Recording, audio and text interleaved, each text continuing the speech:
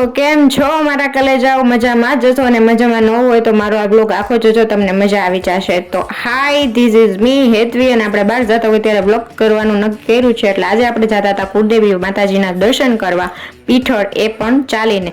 તો આવો મસ્ત મજાનો વ્યૂ જોતા જોતા અને નાસ્તો કરતા કરતા આપણા લોકો નીકળી ગયા હતા પીઠળ બાજુ.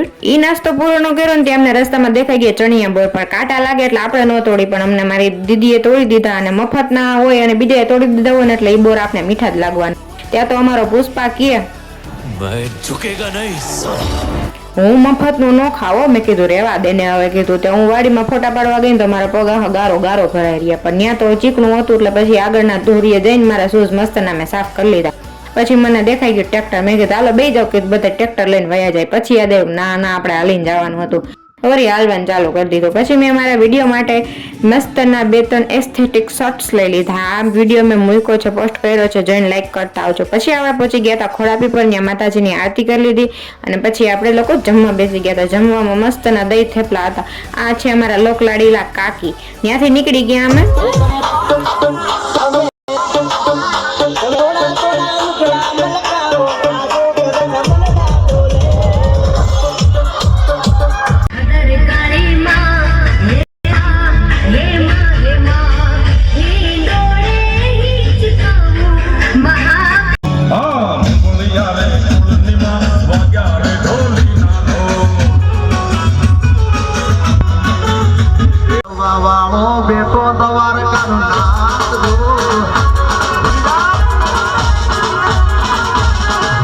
આટલું રહીમાં તો અમને પાછી ભૂખ લાગી ગઈ, તો અમે પાછી દ્રાક્ષ લઈને બેસી ગયા. આ અમારે ખાવા સિવાય કઈ ધંધો જ નથી, ખાઈ પીને રમી લેવાનું.